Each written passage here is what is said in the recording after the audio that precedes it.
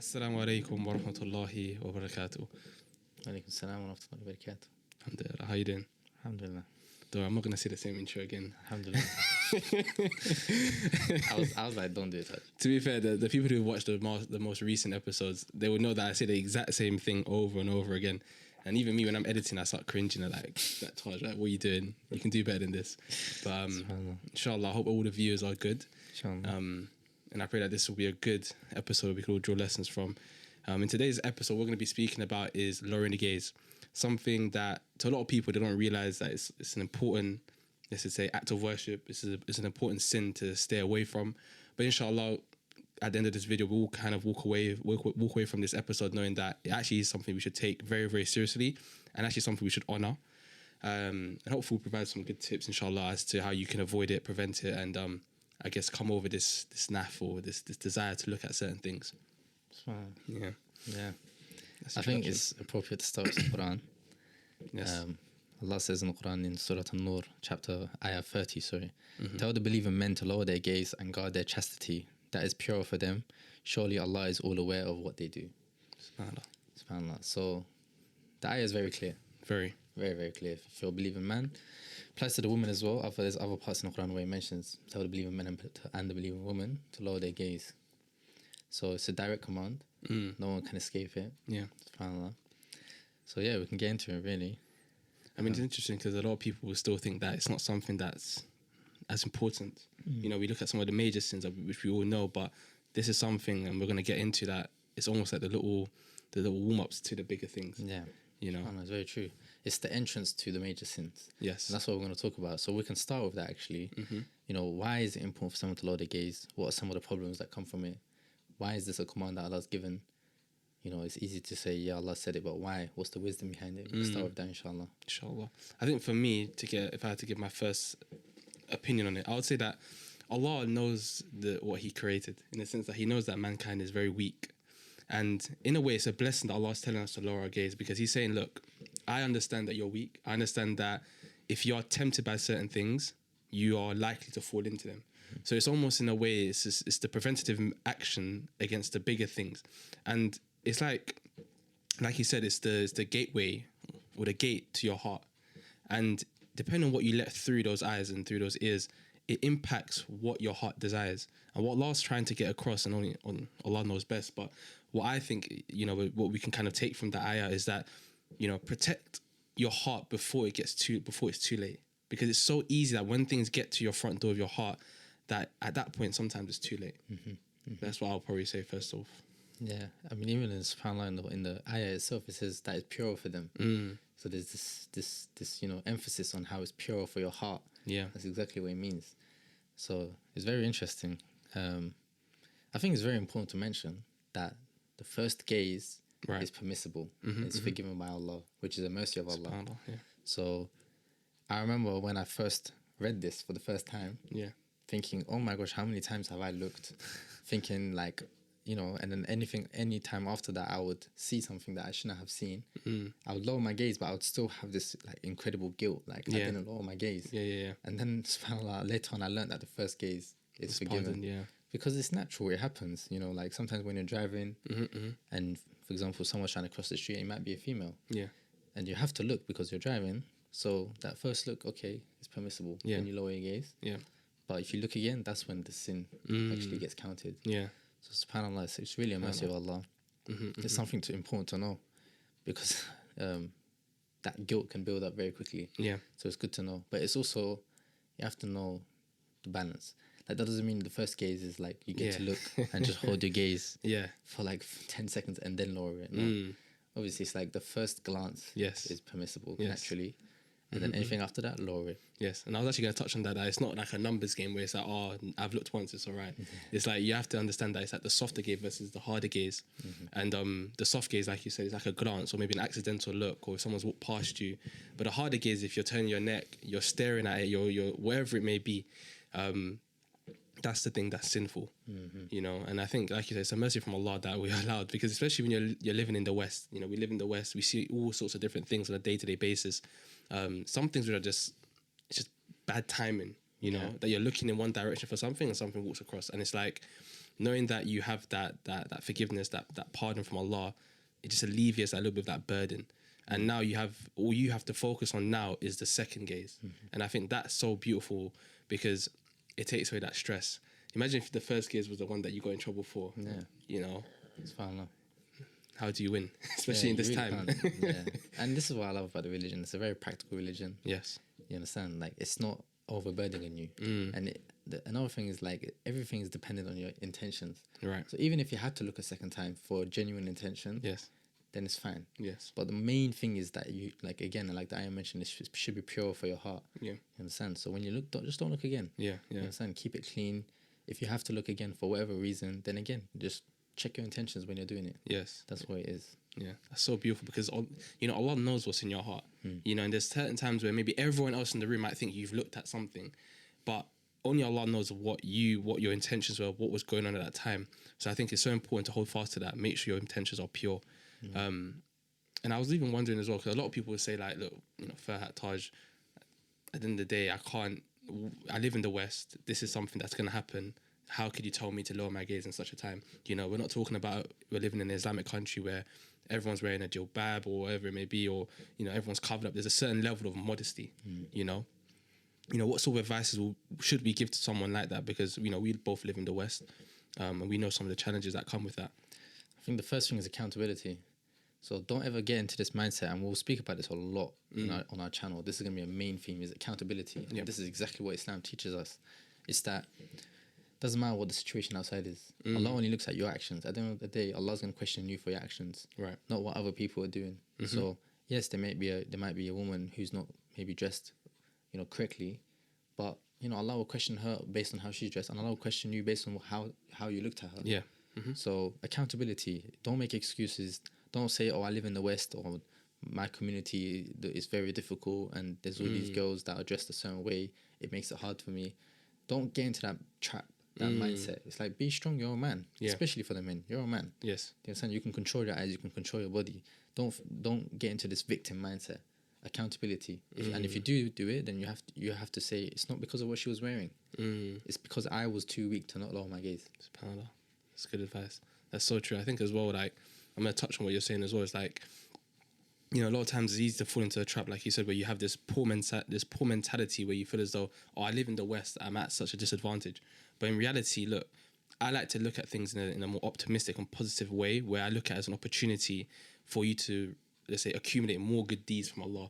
Because look, we all know the challenges of living in the West. We all know certain things aren't very easy, but because it's not easy and because it's more difficult, the reward is multiplied. You know, and only Allah knows how much it's multiplied by. But the fact that it's a difficult task in the West means that when you do abstain from certain things, and we're talking about lowering the gaze in this case, you know, you might get more rewards and Allah will bless you in that sense. So don't look at this situation as, oh, I'm at such a disadvantage living in the West. No, it's an opportunity for you to accumulate good deeds. That's such a good point. Yeah, I never actually thought about that deep. Yeah. But when you mention it like that, yeah, you actually get rewarded more for it. You know, and the hadith came to my mind, you know, Allah tests those He loves.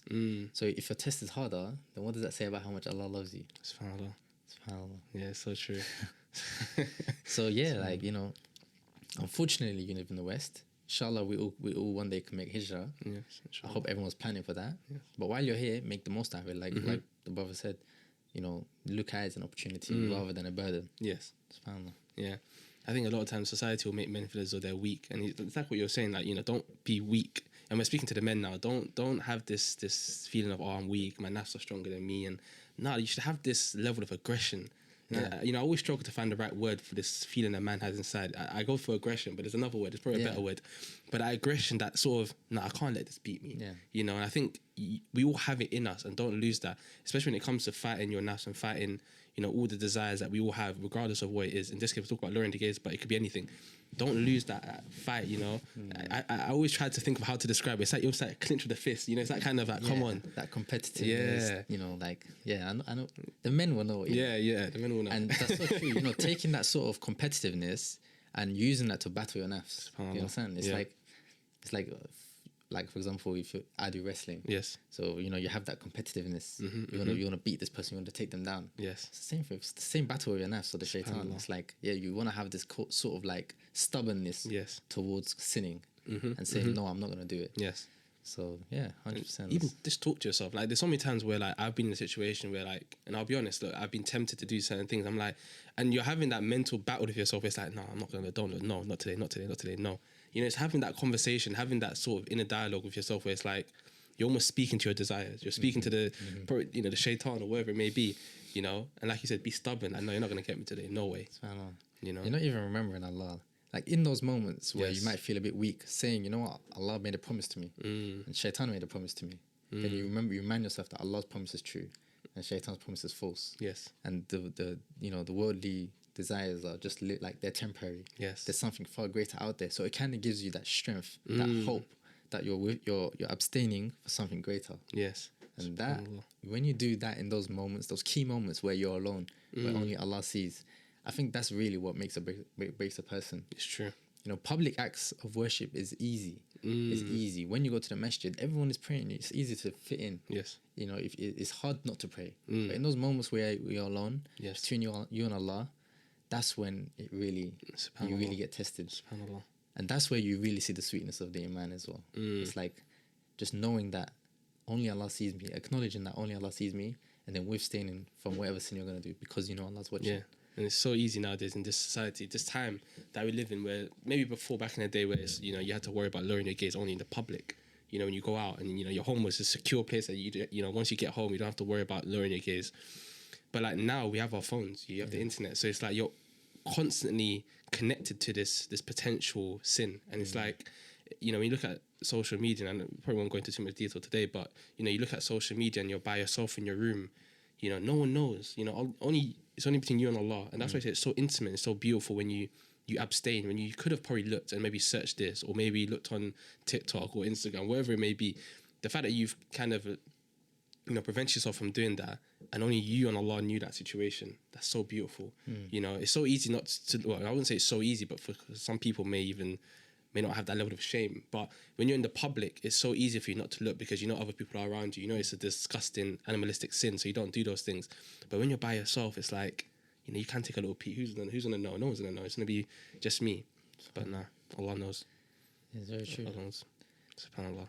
So I think with this first one, we've spoken about like telling the people, look, be strong. You know, don't allow yourself to fall into like this or this I don't know, this pool of self-pity where it's like, oh, I can't do it, I live in the West. Another thing I would say to people is like, on the one hand, yeah, know that you're stronger than your nafs, but also know that you're very, very weak, and don't put yourself in situations. And there's a bigger topic that we kind of have mentioned a few times on the podcast around not being on social media. But I guess what I'll add on to that as well is, you know, don't put yourself in stupid positions, in bad places where you know there's a potential for you to see certain things that you shouldn't see. You know, so social media is one, for example. If you're going on Instagram or going on TikTok and you're going through the explore pages and whatever it may be, look, there's a high possibility you're going to see something. It doesn't matter how clean you think your feed is. It doesn't matter how pious you think you are. At the end of the day, there's still a potential of something bad showing up on your feed or something you may see. Another thing, if you're going to the club, for instance, this is probably a random example, but you're going to the club and you're trying to lower your gaze, there's a contradiction there. It doesn't make sense. What are you doing? Yeah, it doesn't make no sense. So you have to be very mindful of where you're putting yourself. And that might be a very exaggerated example, but it could even be like going to the gym, mixed gyms, you know? It's very true. And I think a lot of people just be very realistic with yourselves. Like, don't try and play around because I remember having conversations with certain people that are on social media, and for example they would have TikTok, and I'm very anti-TikTok. I would always say that, like, I don't think any Muslim should have this app. And then sometimes I'll say to them, like, look, bro, why do you have TikTok? Yes. Like, just delete it. What do you benefit? And then they will say something like, oh, my feed is clean and I get reminders and etc. etc. I'm like, okay, no problem. You really believe that? Let's have a look. So I'd say, okay, open the TikTok and scroll 5 times, and see if there's anything that's not haram there.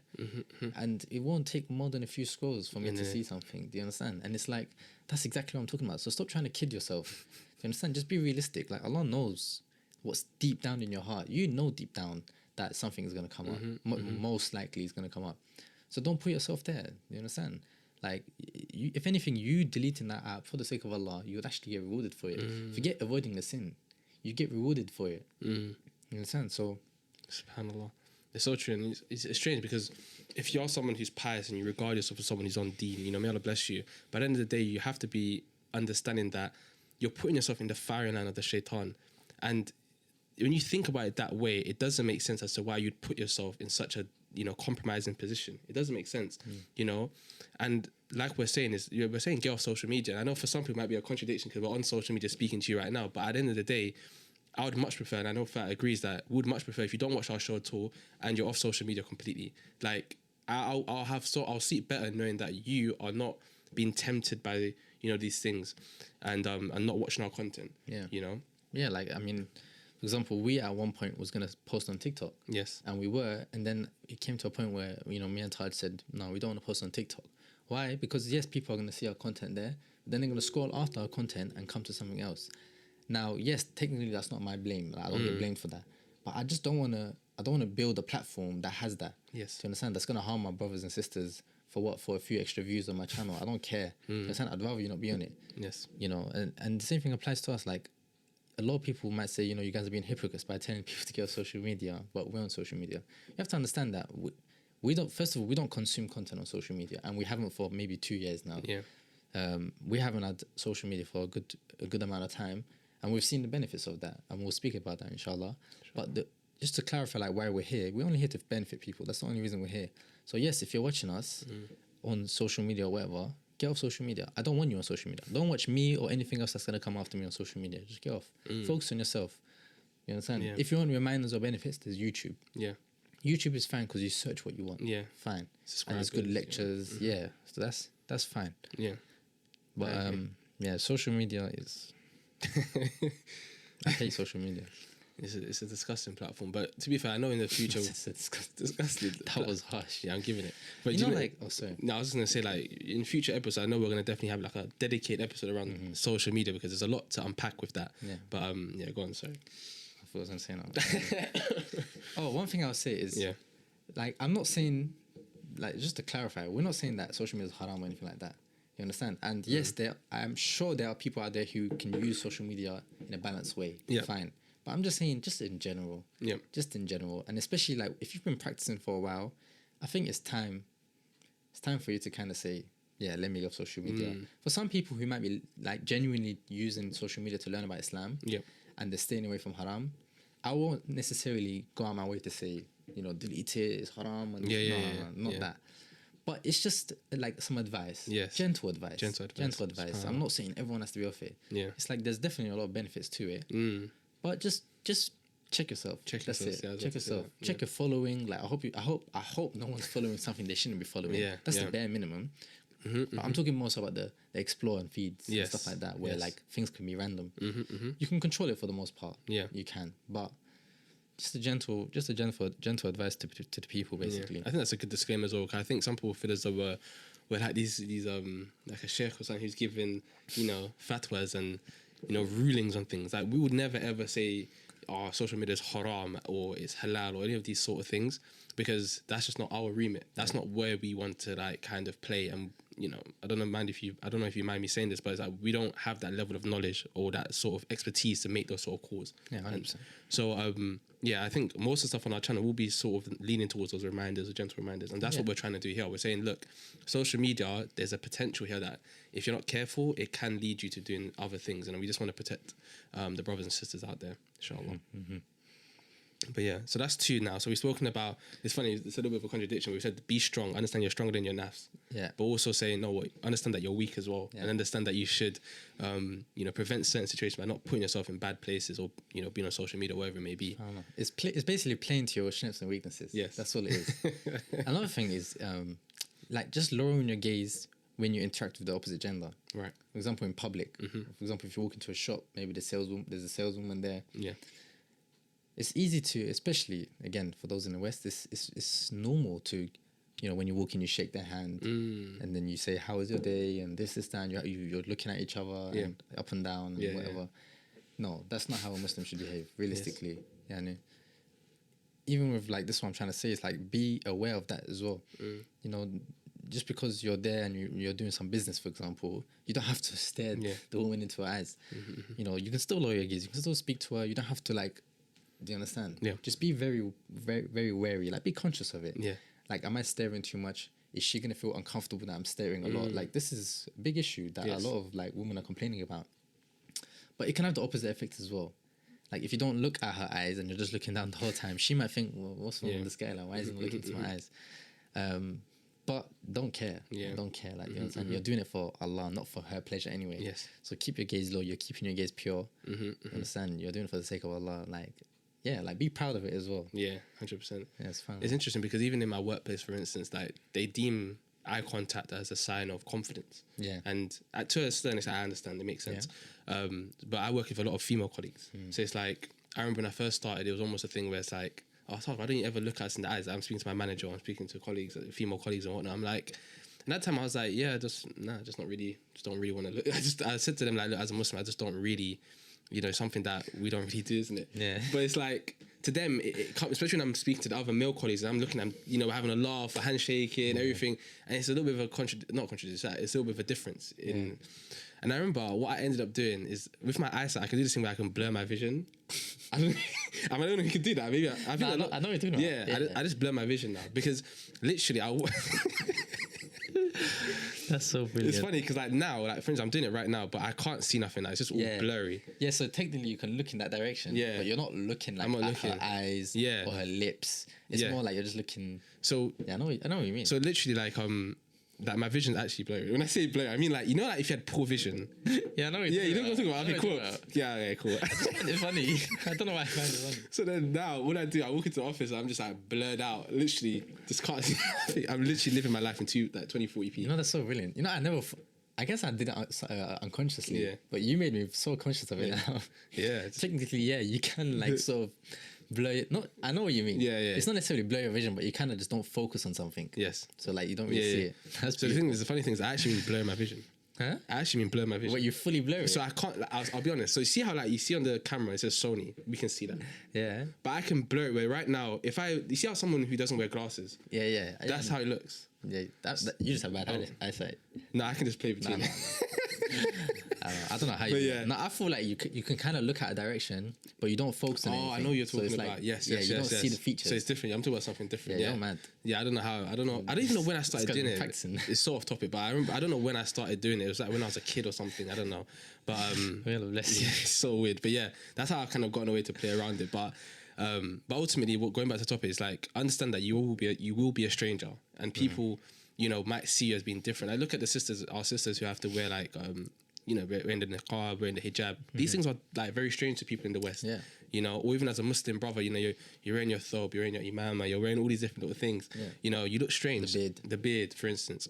You know, it's like, accept that you are a stranger. And when you start to do that, you feel a lot more confident in some of the things that you have to do or you do as Muslims, you know? So true. I love that. You know, there's a hadith of the Prophet ﷺ where he mentions, you know, like something along the lines of, you know, this deen came as something strange and it will return to be, SubhanAllah, I forgot. Yeah, this deen came as something to being something strange. Yep. So blessed be the strangers. Yes. Something along those lines. But I just want to focus on the last part where he said blessed be the strangers. Yes. So the deen is strange to the world, to the dunya. And the strangers are those are the believers. And he said blessed be the strangers. For me, that's one of my favorite hadith from the Prophet ﷺ. Because it gives me so much comfort. Because as I remember, like, as I was practicing and I was, you know, as a Muslim, you don't fit in. You know, you kind of feel like left out of certain things. So true. Or people kind of push you away and stuff like that. But it's like, no, like it's meant to happen. This is what the Prophet ﷺ told us is going to happen. You are a stranger. Yes. It just gives me that comfort now that it's actually a good thing. I'm actually blessed to be a stranger. So true. And I've experienced, we all have anyway, but I remember when I was at university, for instance, you know, people go out, it's a massive drinking culture and stuff like that. You know, I can't engage in these things, parties and things like that, can't engage in. So there'll be so many times I'll be at home just playing PS4, playing games and stuff. Because that was like our form of entertainment compared to like a non-Muslim, where it's like, you know, you go out, you drink, you do whatever. Even in the workplace, you know, you have a lot of these like corporate events where not events, but I'll say parties where they go, you have a drinks and stuff like that. I'm on the first train home. I'm a part of that. I don't want to be part of it anyway.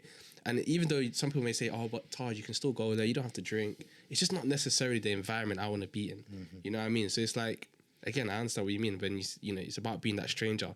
You know, you feel left out at times, but it's fine. You know, it's part of it. Yeah. You know, it's like acceptance. You have to understand that. So then when you are in that situation that you're saying about, you know, dealing with like the opposite gender, you're comfortable lowering your gaze and not feel as though like you're this weirder, like this weird person who's, you know, you're an embarrassment. No. Yeah. You know, be proud of that. And I hope, inshallah, we're all strangers. Yeah, inshallah. And it's like the thing I love about Islam is that we really differentiate ourselves from the non-Muslims. Right. Like we take pride in it. Yes. You understand? Like even there's certain things in Islam where it's like you have to do the opposite of what the disbelievers do. Yes. You understand? It's to like differentiate yourself. So understand that and understand that most of the world is not Muslim. Most of the world is not Muslim. So naturally you're the minority. But just take pride in it. Right. Like you're a believer. You understand? You're of the ummah of the Prophet sallallahu alaihi wasallam. It's like something to take pride in. Yes. Let them think what they want. You know deep down that yes, I'm inshallah the successful ones. Inshallah. Yeah, that's such a good point. So then I feel like I'm just making sure that the viewers are on track. So the advice we're giving, because we do speak a lot. Yeah, but it's like being strong in yourself, also understand that you're weak. But then now you just said, you know, understand that you are a stranger. Yeah. And feel comfortable when you're interacting with the opposite gender. It's like, you know, don't feel as though you have to succumb to, you know, societal norms of the West. You know, you don't have to do a handshake and give a massive hug or you know all these different little things, you know. So inshallah we're comfortable with that idea. Yeah, you know what it is as well, like even like the handshake. I remember when I was first practicing and I was still like I was still interacting with a lot of females naturally. You know, I remember the first few times having to tell a female no was so like scary. It was like, how am I gonna break it to her? Yeah. How am I gonna? But now it's like no, it's like you kind of just build that confidence. You kind of just say no, I can't. And yeah, it's like so that's what I'm trying to get at basically is it might be a bit nerve-wracking at first. You might be a bit uncomfortable at first. Yeah. But understand it becomes easier over time. SubhanAllah. Just make the effort. Really make that effort. You know who you're doing it for. So yeah, it gets easier over time basically. SubhanAllah. And I think it's such a good point. I think it links to the whole lowering the gaze thing because at the end of the day, with a lot of things in this religion, it's a journey. You know, and I do understand that maybe in some of the rules that you've seen on this topic that we've done, I was quite, you know, abrasive. I was quite aggressive around calling people perverts and things like that. But ultimately, look, at the end of the day, it's a journey. You know, we've all made our fair share of mistakes and may Allah forgive us. But honestly, I think it's a journey. You know, it's important to mention as well, like when we're telling people to lower their gaze and like we're calling people who don't lower their gaze perverts, understand that applies to us as well. Yes, 100%. Like if I ever catch you not lowering your gaze or myself not lowering your gaze, I'm a pervert. we'll call ourselves perverts. We'll cuss ourselves. And 100%. It comes back to accountability. It's like and this is the thing, you're not always going to be perfect. There's going to be times where like, even unconsciously sometimes you gaze the second time because you might not be thinking, you're not like really conscious. So you look and then you're like, oh gosh, like what am I doing? Yeah. So it's okay. It's okay, but just be accountable and say, you know what, that was wrong. Yes. That was wrong. Why am I doing that to her? Or why am I doing that to my own soul? Yes. You understand? So it's just about keeping yourself in check all the time. And once you have that mindset, like wallah, you go to different levels of iman. Yes. Different levels. Like because you're just constantly nurturing your iman. Yes. You're not letting it, you're not building it up and then letting it slip, building up and letting it slip. You get that momentum. You understand? And that's it. The sky's not even the limit. That's such a beautiful word as well. Nurturing your iman is so important because like, you know, a lot of times you just let it rot away. You know, it's like a plant. You have to nurture. You have to water it. You have to check if maybe the temperature is too hot when you're looking at certain things. No, you have to just relax. So I think that's such a good point. I think as well with the whole calling someone a pervert and stuff or whatever. I think sometimes you need to hear that. You know, you need to hear that aggressive reality as to what it looks like from a third person perspective. There's so many times I go to work and I see, you know, grown men who are, I said it last time, but like literally look like owls, the way they turn their neck 360 to look at women. You know, and when you look at the optics of that, you realize that, this is absolutely disgusting. Yeah. So I wanted to kind of, when I said pervert, it's like I wanted to wake you up to the reality that, look, this is not a small thing. It's not a good look. It doesn't look good on you, brother. So it's like, I want you to be amongst those who aren't behaving in that way. Yeah. Because no one wants to be called a pervert.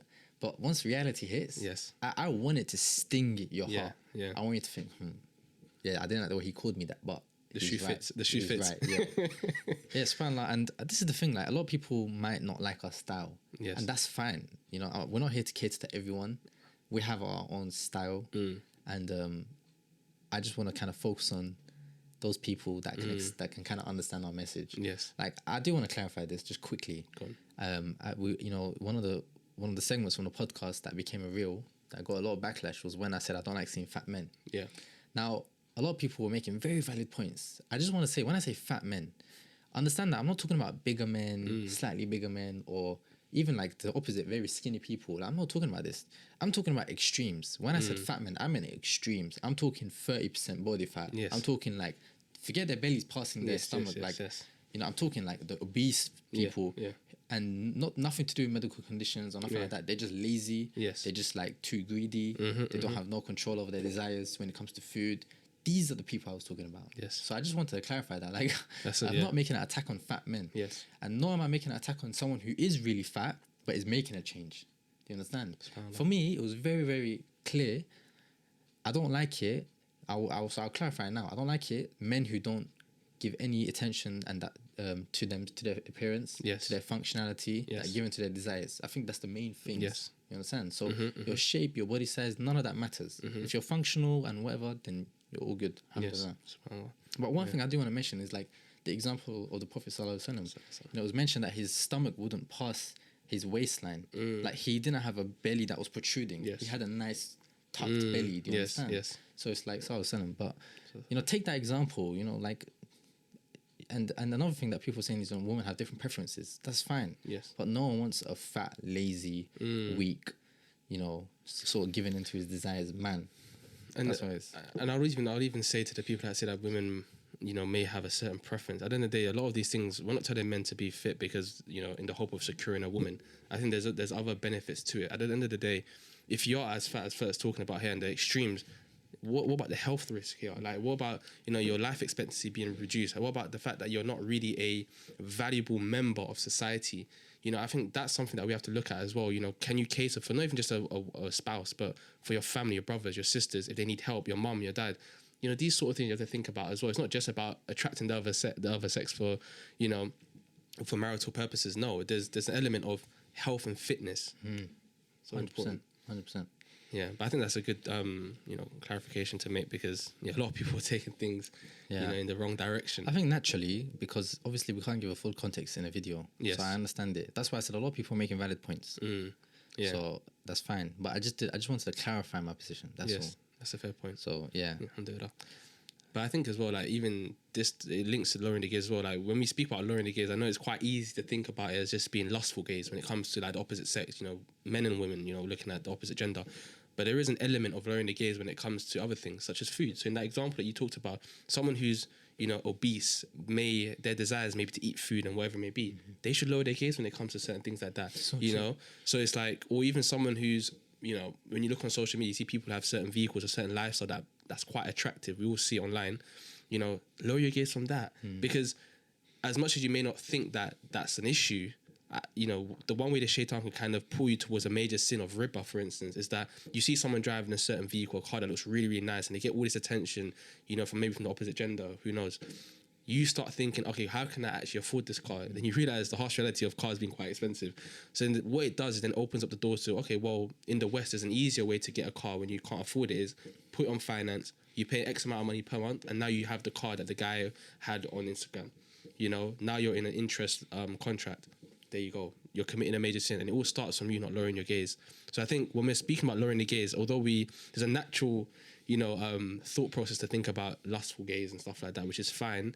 I understand that that's one element. There's also the elements of lowering the gaze against things which are haram. Yeah. That's very true, because like this is what we mentioned very early on as well. It's like the lowering the gaze is maybe something that you don't see as massive. You understand, but it leads to bigger issues.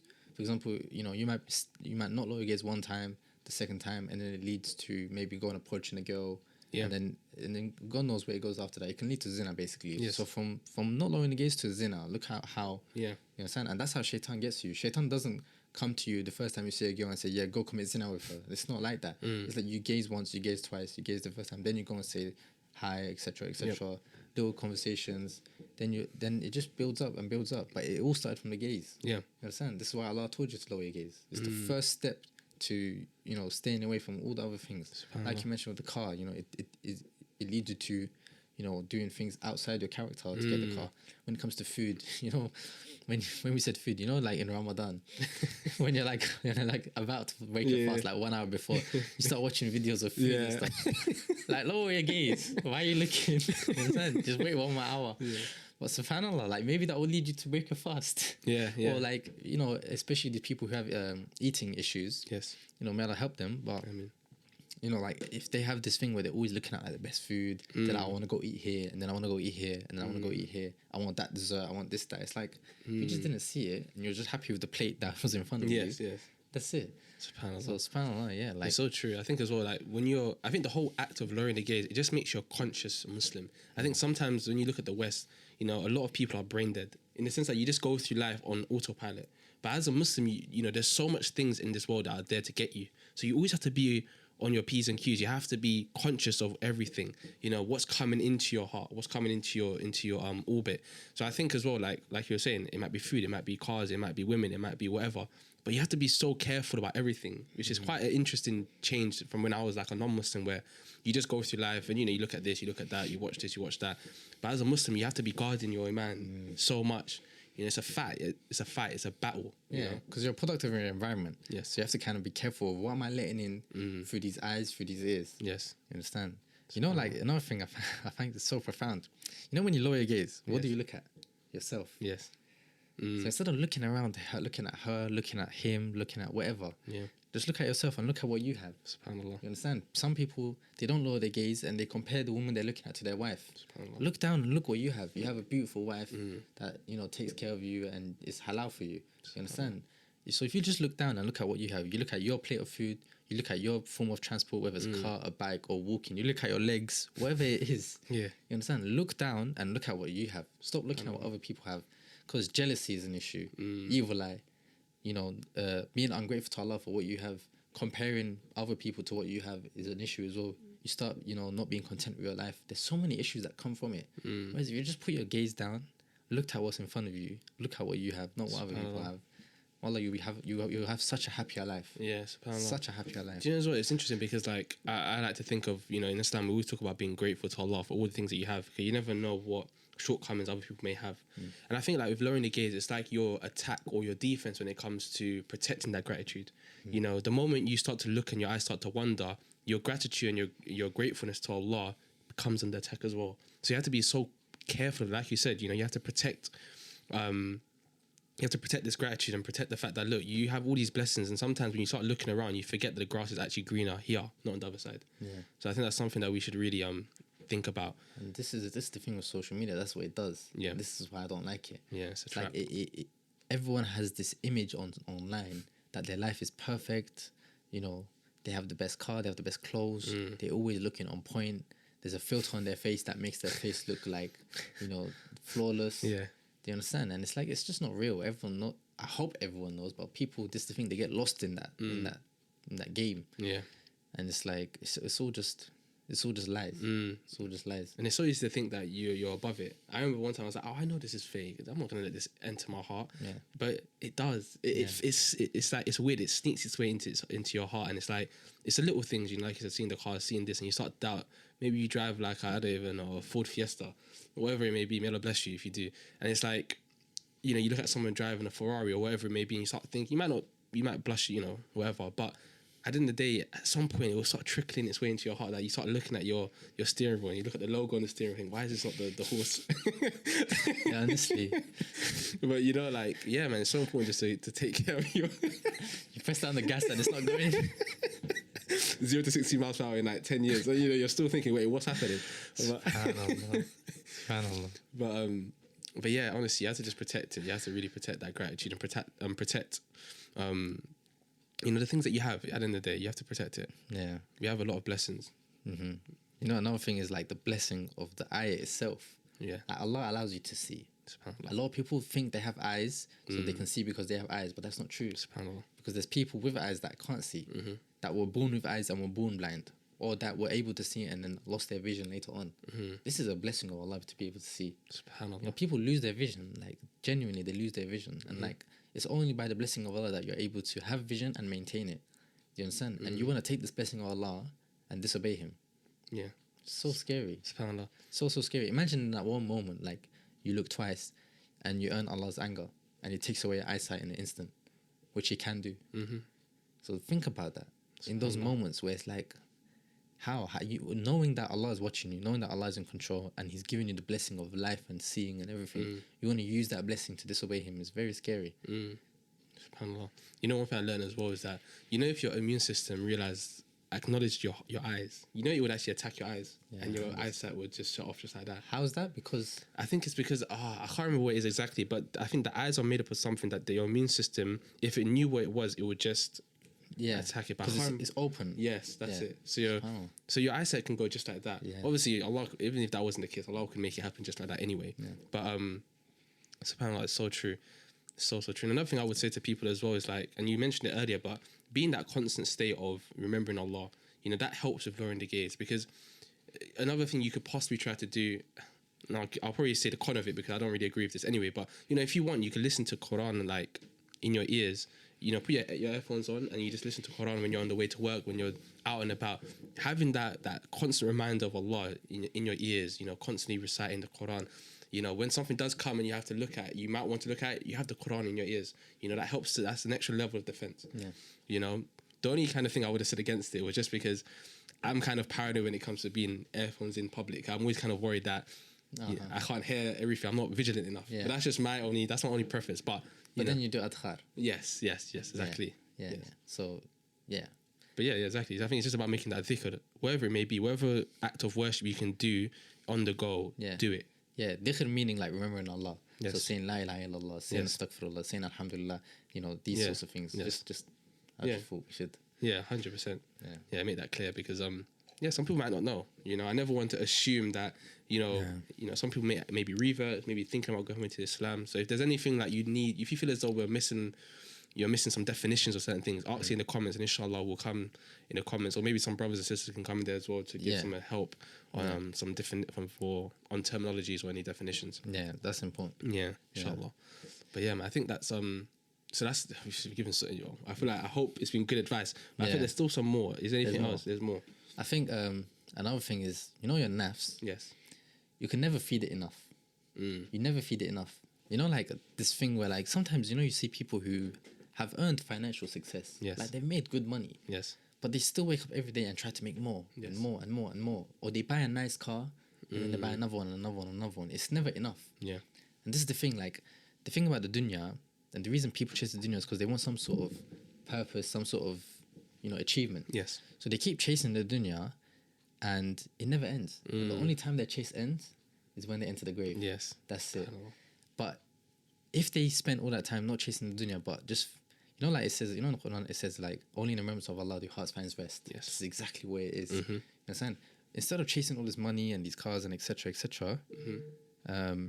if you just focused on your iman, immediately you would have felt the peace and the feeling of achievement that you wanted, chasing all those things. So lowering the gaze is the same thing. You know, like every time you look, you know, it never feeds your nafs. You always want to look more. It's true. And like, subhanAllah, you get desensitized to it. You just want more and more. SubhanAllah. It just goes out of control. Like you just, you know, and imagine that. Like, imagine how that affects a marriage when you've looked at thousands of women, whether in public or online or whatever, and now you come to see your wife. How are you gonna feel a certain way when you've seen the world before it? It's scary, man. It's such a good point. It's like it just goes to human nature and the physiology, you know, and the makeup of man in a sense that, but you know, like even speaking about, you know, it starts on Instagram maybe or whatever, you're looking at all these women, you don't lower your gaze and you feel as though that's enough for you. And at some point it will lead you, and you know, it might transition you, and pardon me for saying this, but it might lead to pornography, it might lead to all these different things. And like you said, you go to your wife now, and after you've seen all of these things, these disgusting acts, your dopamine has become fried. You know, your perception of what classes as beautiful or what your brain and your body regards as being the epitome of, like, I don't know, satisfaction or beauty has been completely warped now. So when you look at your wife, like you said, it's like you're unconsciously comparing her to the 100 or 1,000 of the women that you've seen, you know, over that last night or the last however many months it's been. So it's like, it's so important to protect yourself from this, you know, and it can have devastating effects. You know, we're speaking about marriage here, you know, but even I'm thinking about like someone who, you know, we talk about the obese, you know, that obesity and things like that, you know, someone who's eating, they don't lower their gaze and it leads to one thing to another. Now, you know, their heart is struggling, you know, SubhanAllah. Yeah, I mean, it destroys your soul. Yes. And another thing about the nafs is like every time it calls you to do something and you do it, it says look, you look. It says go here, you go here. Who's controlling you? SubhanAllah. Your nafs. You have to control your nafs. Like your nafs, think of it like a beast. You understand? If like either you're holding its leash or it is holding your leash. You understand? And again, like, who is your Lord? Is it Allah who's saying lower your gaze, or is it nafs that's saying no, I want to look? And look, I mean, look what happens. I mean, look at the outcome of both situations. If your nafs tells you to look, you look. What do you get out of it? You don't get anything anyway. What do you get from looking at someone else's sister, someone else's wife, someone else's, mother? What do you get from nothing? And now your nafs has controlled you, and now you're looking at very serious things like, who's your Lord? Allah mentions in the Quran, have you seen the one who takes his desires as his own Lord? Does this apply to you? Really think about it. And then there's Allah who's telling you, tell the believing when to lower their gaze. Is that who's your Lord? Who is your Lord? And don't think the sin of lowering the gaze is something small, because it's easy to look once or twice or 3 times, but it adds up. Yes, it adds up, and a mountain is just it's a lot of pebbles coming together to create a mountain. So don't think about how small it is. Think about how big the one you're sinning against is. SubhanAllah. It's such a good point as well. And a lot of people feel as though when it comes to this topic of who's your Lord, and this question, we know that we'll be asked, when we're in the graves, may they protect us, and we'll be asked those 3 questions in the grave. And a lot of people feel as though that it's lip service, in the sense that, the 3 questions being that, the angels will come and they will ask you, who's your Lord, what's your religion, and who is your prophet or your messenger. And a lot of people feel, as Muslims, we feel as though we've said the Shahada, we know this off by heart, this is easy. But a lot of it comes down to your actions. And I've even heard different tafsir and different, talks on this, around how it's not something, when you're answering these questions, these 3 questions, it's not a matter of it coming from the lips, it'll be coming from your heart. So it depends on the life that you've led. So how scary is that, knowing that although you feel as though you can say these things now, what life have you led? Have you been someone who, when your nafs call you to do this and do that you just do it? Because at the end of the day, the real answer you're going to give, your heart's going to give, is that, no, my desires with my Lord. So you have to really, really embody this and understand that, look, this is something serious. It's a small action, but has massive consequences. To be very, very careful. SubhanAllah. It's mad. That was a rough example, Taj. I know, man. It's scary though, isn't it? It's so scary, wallahi. In the grave as well, you have to think, your lips can't answer because your body is dead. Do you understand? It's just only your soul. So you might be struggling to speak. You can't speak because you're dead. Your body is dead, and your soul speaks for you. And SubhanAllah. So you can. It's so scary. This is the thing. This is the scary thing. It's like there's no escape once you die. There's no escape. You can hide from the people now, but Allah knows everything. The angels are recording everything, and everything will be questioned. Imagine that. Imagine you're standing in front of Allah on the Day of Judgment, and Allah shows you a scroll of all the times you didn't lower your gaze. How embarrassing! How embarrassing that you have to. Yeah, Allah is going to question you, and you don't know what to say. Why did you look twice? How do you respond? You can't. You just stare. It's very scary. And very embarrassing. And if you want to try to, all of your limbs, your limbs, your fingers, your eyes, your mouth, your feet will testify against you. So imagine your eyes are saying, "No, yeah, he did that." Yeah. Or she did that. Yeah, she did it. You can't say nothing to your eyes. They're not gonna lie. Yeah. They experienced it. They were the ones who. They belong to Allah. Yeah, exactly. SubhanAllah. And it's so crazy how we use the gifts from Allah to deceive, not to deceive because He knows everything, but to sin against Allah. It's crazy, isn't it? Allah's blessed you with this body. Allah's blessed you with this eyes, this vision. People who are blind would love to have your vision, but we're using that against Allah. It's crazy. SubhanAllah. No, this guy's getting emotional. Sorry. This guy's getting emotional. I'm holding back tears as well. SubhanAllah. Honestly, you hit me hard. I was like, I'm not. You actually hit me hard. I always said to myself, I'm not gonna cry on camera. Man's crying. It's not tears, don't worry. SubhanAllah. It's like, it's really, really sad when you think about it. I heard this example once. And wow, I was like, wow, it's so powerful. They said, when you feed into your desires, it increases your emotions. When you look at a female and you look at her again, it increases your emotions. And the thing about the way the human mind basically works in general is you either think on intellect or emotions. Right. You understand? And as men, we need to make rational, logical decisions with our lives. SubhanAllah. But this is the thing, when you're always feeding your desires and it increases your emotions, you don't get to think with your logical side. SubhanAllah, when, I don't know if you've ever watched these crime documentaries, but let's say there's a criminal and the police want to get to him. How do they get to him? The woman. They can't catch him. Yeah. They put a woman beside him. It's always the woman. It's his weakness. And what happens is, yes, the woman is with him, his desires increase, his emotions increase, so his logic decreases. Yes. And that's how they catch him slipping. SubhanAllah. They catch him through his emotions. So, and this applies to you, Yani. If your emotions are so high all the time, you're always feeling a certain way, you're always feeding your desires, how are you going to focus when you're reading Quran? And then you complain why you don't have khushu in your salah. SubhanAllah. You understand? So it's like, oh, you're trying to study and you're trying to seek knowledge, but you can't. Why? Because your head is always somewhere else. Your emotions are here and your intellect is here. But protect it again. Protect your emotions. Protect your intellect and see how far it takes you. SubhanAllah. It's so true as well. Like when you look at these things as well, they're always there to incite this high reaction of dopamine. So you're always on this dopamine high. Yeah. This emotional high. So your body just craves it. It begins to want these things. So if you refrain from it and you start, giving your body more of an intellectual challenge, trying to learn Arabic, trying to like read Quran, understand Quran, even if you're thinking about it from a dunya perspective of trying to learn something new, learn a new skill, go gym, whatever it may be, when you're kind of working that muscle, that part of your brain, of course you're going to strive when it comes to intellect. And intellect is something that, I'm speaking to the men here especially, is that this is something that we should be trying to protect to a high level. Of course, there will be a degree of emotion. I'm not saying we're robots, but there should be a desire to want to protect that intellect.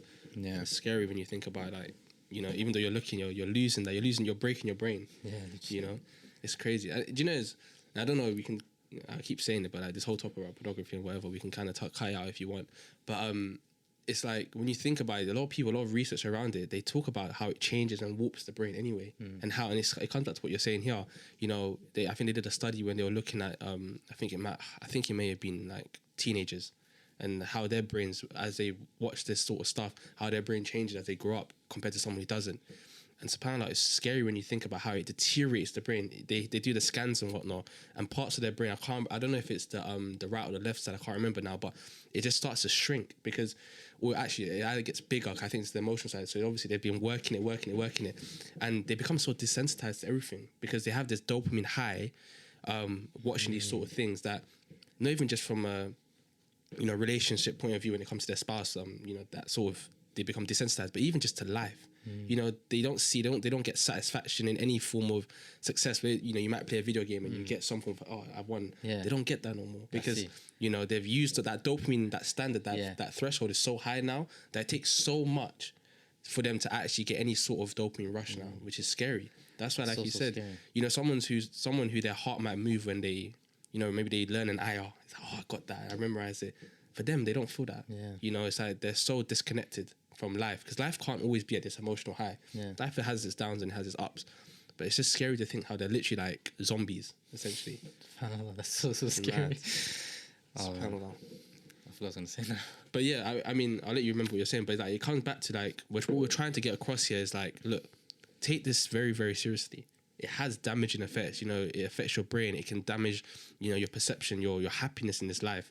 Even when it comes to jealousy, when it comes to a lack of gratitude, when you're looking around, looking at everyone else's stuff, whatever it may be, these things have big impacts on you. So don't, underestimate lowering the gaze. It's a blessing that Allah decreed it and said that it's something there as a protection for us. I think one benefit that just came to my mind that I want to share to the people is this thing about how you basically mentioned how your dopamine system has basically fried. Yes. And that's why when I was talking about khushu, like for example, what I do now, or this is something I learned, over time, is around 15-20 minutes before Salah, don't go on your phone or just read Quran or do something like that. Because what happens is, like, if you're on social media and you're scrolling and like this dopamine is getting fed, then the adhan goes off, you put your phone down and it goes straight to prayer. Yeah. Your head's not in Salah. Do you understand? Yeah. And like it just kind of throws you off. You kind of rush it because your brain is like just it's working. Yeah, it's like in that mode. So that's why it's like, do that. Like, I would say 10, 15, 20 minutes before, like, Salah. Yeah. You made your wudu, you kind of know, okay, the prayer time's coming up. Yeah. Just take a break from everything. Yeah. Sit down and just think or make adhkar or read Quran or just do nothing. Just relax. Relax, maybe close your eyes and then go pray and see how it feels. SubhanAllah. See how it feels. It's so true. So good. It's like, sometimes I like giving bad analogies because that's just what I'm here for, isn't it? But it's like if you're driving a car in manual. You're the king of analogies. It's like if you're driving a car in manual, all the manual drivers, and you're doing like 60 miles per hour, you can't drop into first gear. Yeah, you can't. There's no way. You know what I mean? So you're trying to pray your Salah, which is gear 1, and it's like, come on, you know what I mean? So the car, now you're revving, you're all over the place. So you have to like bring it down. You have to go into your third, second gear, and then relax. Okay, Salah, first gear. And then you go again. Because Salah is like this different level of just like a low frequency. You're in like a different place. It's like almost meditative in a sense, isn't it? So you can't, if you're doing all sorts of things beforehand, it doesn't make sense. You need to cool down. You need to. You know, that's the thing I love about Salah is especially when you pray Salah at work and stuff like that. It's like you have this high paced life, especially in London. Yeah. It's like everything's moving so quick, and then you kind of break everything. Yes. Away. You know what I'm saying? And then you go to like a prayer room, or you go to like a little corner, and that's it. It's your moment to just relax and think about Allah, and you know, you pray. Even like everything that whole like process. I don't know if ritual. Yeah. That whole process is so good for you. It's The wudu. I can't describe it. Yeah. Even the wudu, like. Yeah. And then you know, like after your salah, you kind of just sit, relax. Do a bit of adhkar. You know, you kind of wind down. Yes. You come back to your senses, and then you go back into the world. It's amazing. And you know, you think about non-Muslims, they only have that once a day, maybe, when they go to sleep. That's there. But us as Muslims, a lot of people think, oh, it's a burden. No, it's our moment to kind of just come back to some form of normality. Yeah. Life is just full of so much challenges. It's a joke, you know. But when you kind of honor your salah and you realize that your salah is your escape, then you have a different attitude to it. Yeah. You know what I mean? It's not just you like actually feel like doing it's not something you have to tick off a list that you've done it 5 times. You know, you go on the Muslim Pro app and you say, have you prayed? Yeah, you tick. No, it's like you go there and you actually treat it as like, oh, okay, thank God I have this moment just to relax. You know? It shouldn't be I need to pray. Yes. It should be I want to pray. SubhanAllah. I'm lucky to pray, you know? I'm lucky to even be here. SubhanAllah. So that was a good piece of advice. So like when you so is there anything else you want to speak about beforehand? Is that all? SubhanAllah. But I think just to kind of wrap it up, I guess we can summarize what we've spoken about, just some of the points of the people, you know. But I think at the beginning we'll always be, correct me if I'm wrong on any of them, but like the first thing we said is that be strong. Your nafs aren't stronger than you. Understand that Allah did not put a burden greater on you, not that you can't actually overcome it. So regardless of how big and how tough you think lowering the gaze is, yes, it's a journey, but understand that you are stronger than that. 2, we said that you have to understand that you're weak. Don't put yourself in stupid positions, or don't allow yourself to be on social media. You know, if for instance, like, you know, there'll be certain things you're going to see, or don't go to mixed gyms or whatever it may be. Don't allow yourself don't expose yourself to those sort of negative situations. What was the third thing again? It was to do with what did we speak about? In public. Oh yeah, being in public. Dealing with the opposite gender in public. Yes. Don't be afraid to do it. Don't be afraid to lower your gaze. You're not here to please anyone but Allah. Yes, subhanAllah. And even we spoke about even doing dhikr. So making sure that you're remembering Allah. It could be listening to Quran. It could be, you know, your different adhkar, whatever it may be. Just do whatever you have to do so that you're always remembering Allah. That'll help to prevent you from looking at certain things. Yeah, part of lowering your gaze is keeping your gaze on yourself. Yes. Being grateful. Being great, showing gratitude. And we also spoke about how like lowering the gaze is not just to do with lust. And, you know, although we kind of had a focus on that today, there is an element of it, you know, not looking at things which are haram. You know, like even for instance, like music. Don't look towards that. Don't listen to those things, or, you know, everything that could be haram. People drinking from it. Don't look at that. Look away from that source. Don't allow your heart to be even infected with that by even an inch. You know, don't allow it. It could be food. It could be cars. It could be whatever, wealth, whatever. Lower your gaze. Yeah. I actually, you know what? I do want to add something. Yeah. And that we spoke a lot about the men. Yes. But we do need to mention that it's for the women as well. SubhanAllah. Yes, do that. That's a good point. So that's a good point. The thing that applies to them as well. Yes. You know, there's a lot of, obviously, men posting themselves, men showing themselves, and etc.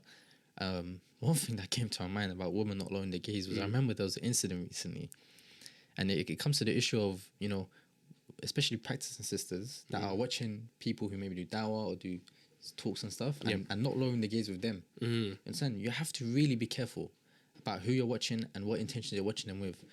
You know, like I remember there was an incident where there was a speaker and he had an event and the sisters were like flocking at him. Wow. Like flocking at him, trampling over each other. Like it was an embarrassment. It was like, may Allah guide them all. May Allah guide us all. But it was a rough watch. It was tough. And it's like those sisters and any other sister, like, check your intentions when you're watching these people, and don't try and justify it to yourself saying, yeah, they're an Islamic speaker. No. Are you here for the sake of Allah or not? Applies to our podcast as well. Like, I don't want anyone watching this because it's Taj and Fahad speaking. We are nothing. We're only here to pass the message.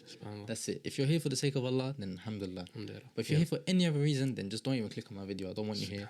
Don't like my video. Don't comment. Don't nothing. So that's a good point. And I'll even say as well, just to touch on that as well, it's like with the sisters, a lot of times we think that, you know, lowering the gaze only applies to men, you know, and there's a strong element towards that. We understand the difference in makeup between a man and a woman, and how men are, you know, we're very drawn to the visual, you know, so there is an element of that. But at the end of the day, Allah did make it clear in the Quran that it's to the men and to the women. So we need to make sure that as the sisters, I would even say there's there's still a big reason as to why you should. Of course, Allah said it, so that's enough. That should be sufficient. But even like when you look online at these different things that you see online as a woman, you see these other women. Let's say you are covered up, you know, make things easy for you, and you see these women who are dressed up, you know, immodestly, you know, in a promiscuous manner, and then you see they're getting all these likes, this attention from men. You know, there's a fitna there. There's this feeling inside that might start to grow, where it's like you start to think as though, you know, why am I covering up? You know, look how much attention she gets versus how much attention I get, you know? And, you know, we live in the West. You might even not get no attention, or you might even get negative attention. So imagine all these things are playing in your mind now because you didn't lower your gaze towards the woman that you thought, oh, it's not that bad. She's the same gender as me. Let me just look anyway. No, you have to have that same level of control that said, nah, I'm not going to look at this is wrong. I'm not going to look. And like you said, Fat, not looking at the men as well. Again, lower your gaze. It applies to the women as well. You know, may Allah bless all the brothers that do lower their gaze. I mean, that could do it and they protect themselves. And may Allah bless all the sisters that see all the attention that these women that expose themselves get. They see it, like they get thousands of likes, thousands of comments and DMs and all this attention, and like their egos are in the roof. But this sister says, you know what? No, Allah said otherwise. I'm gonna follow what Allah said. You know, like these men are like real heroes, high value men and women, 100% believing men. Like these are the people of Jannah. Do you understand? May Allah bless them all. May Allah make us amongst those. You know, it's such a good point, because a lot of times, we focus on the people who are doing wrong.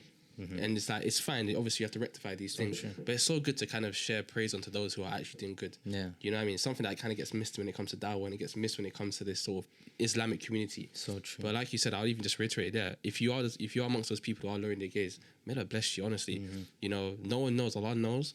But you're doing some very, very important good stuff, and may Allah make things easy for you moving forward. And to the sisters. That make it easy for the men. That lower their gaze, that don't post themselves doing ridiculous things. They're the real heroes. The real heroes of the society. SubhanAllah. And you know, I remember I said this last time, it's like, to a certain extent, you know, when you think about the ummah, you know, we need each other, one body. You know what I mean? It's like, it takes, of course, the men should lower their gaze regardless, the women should dress modestly regardless.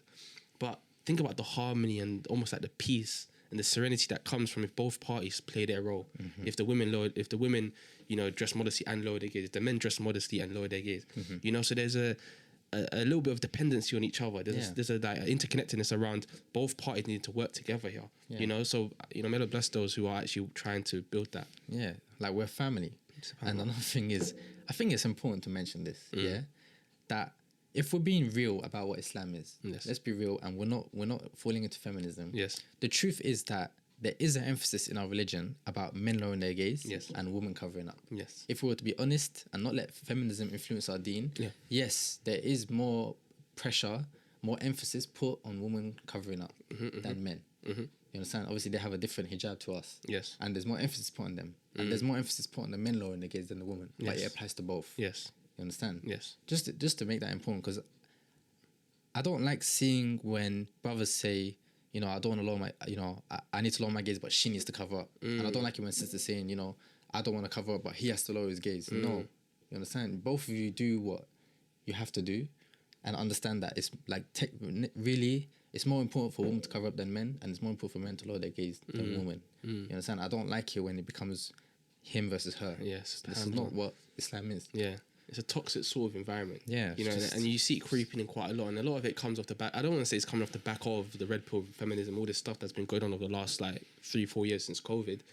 But like, I see it creeping into the community, where you see like when a brother's trying to give advice or whatever, and then he gets called out and says, oh well, actually no, better yet, you see, like you said, when you know, you tell women, oh, you should cover up, you know, do this, do that, even though you might say in the softest way, but then they'll throw the finger and say, look, no, it should be the men who should lower their gaze. No, like, it's not good enough. It's really not good enough. You know, on the day of judgment, what are you going to say to Allah? You're going to say that, Allah, I would have covered up if the men lowered their gaze. I wouldn't looked at those women if they're dressed up or been more modest. No, at the end of the day, it's you and Allah. You know, you have to protect this relationship you have with your Rabb. At the end of the day, that's what matters. So what I'm trying to say to people is, look, we need to work together here, and there should be an attitude from each person that, look, I'm not perfect, and none of us would ever say that we're perfect. And by definition, when you're not perfect, that means there's things to work on. So if you could just understand that and internalize that and think, okay, you know what? I'm not perfect. I need to work on certain things. This brother gave me advice. You know what? I'm going to take it in and see what I can do to better myself. Same for the brothers. Yeah, you know, it might not be emphasized that, you know, we have to, you know, dress modestly and these things, but there's still a hijab that we have to observe. You know what I mean? So don't feel as though you can point the finger at the women. Don't be a hypocrite. Don't say that, oh, you're not lowering your gaze, you're not this, you're not that, but you're not really better. You're not bettering yourself. Doesn't make sense. Doesn't make sense. SubhanAllah. I think we can end it there. Yeah, you know, inshallah, there's a lot of lessons that I've learned a lot from this as well. You know, and inshallah, you know, the brothers and sisters at home, I hope you've learned quite a lot coming out of this video as well. Yeah. I think just like you've watched this video, inshallah, it's moved your heart. Make a change. Let this be the day that you put your foot down. Yes. You say to your nafs, you say to Shaytan, no more. Yes. No more. That's it. Yeah. Let this be the day you change. That's what we're here for. Do you understand? We're not here to entertain you. We're not here to entertain ourselves. Yeah. Really, we're here to just give the message. Yes. Understand? So take the message on, like, and start now. Start now. Like, Yeah. just say, that's it. I'm done. They're right. Yeah. SubhanAllah. But yeah, let's end it there. Yeah. Alhamdulillah. Important to mention, anything in which we have said which is incorrect is from us and Shaytan, and both Allah and His Messenger both free me from it. Jazakallahu khair for listening. Assalamu alaikum wa rahmatullahi wa barakatuh. Wa alaikum salam wa rahmatullahi wa barakatuh.